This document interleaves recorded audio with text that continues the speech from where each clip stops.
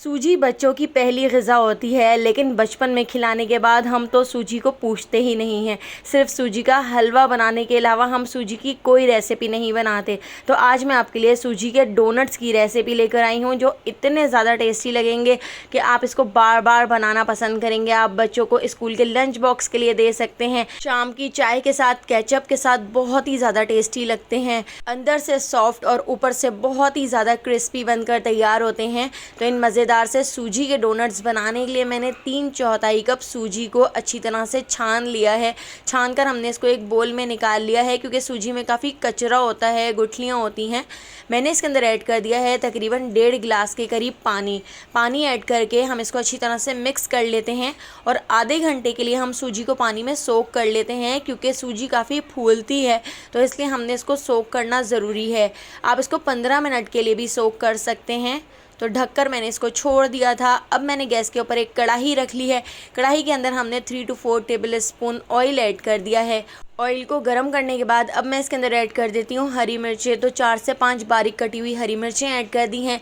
एक छोटा बंच मैंने लहसुन का ले लिया था, और लहसुन को भी बारीक कट करके हम इसके अंदर ऐड कर देते हैं।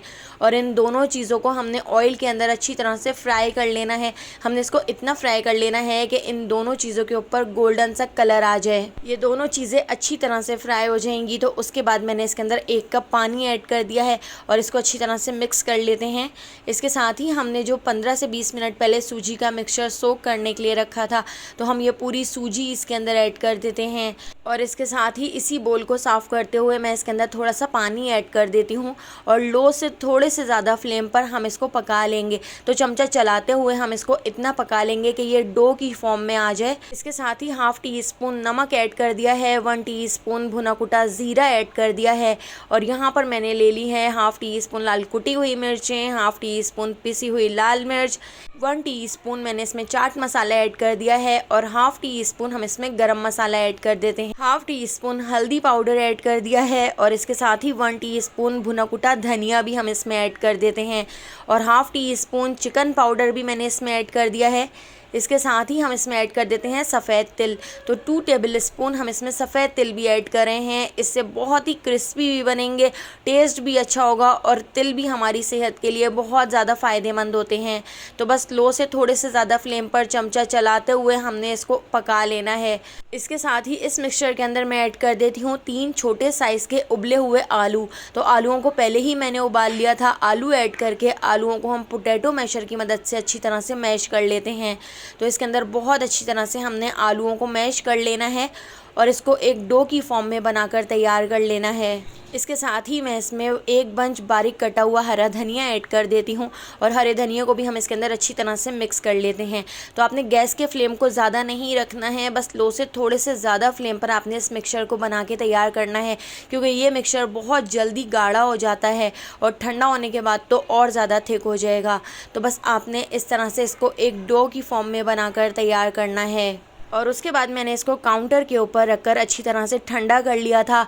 हाथों के ऊपर मैंने ऑयल लगा लिया है, और ऑयल लगाने के बाद मैंने इस तरह से इसका एक छोटा सा पेड़ा ले लिया है, और पेड़े के हम इस तरह से डोनट्स बना के तैयार कर लेते हैं।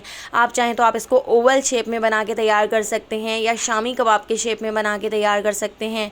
तो इस तरह डोनट बनाने के बाद मैंने पहले इसके ऊपर अंडे की कोटिंग कर ली है, और उसके बाद मैं अच्छी तरह से इसके ऊपर ब्रेड क्रम्स की कोटिंग कर लेती हूँ।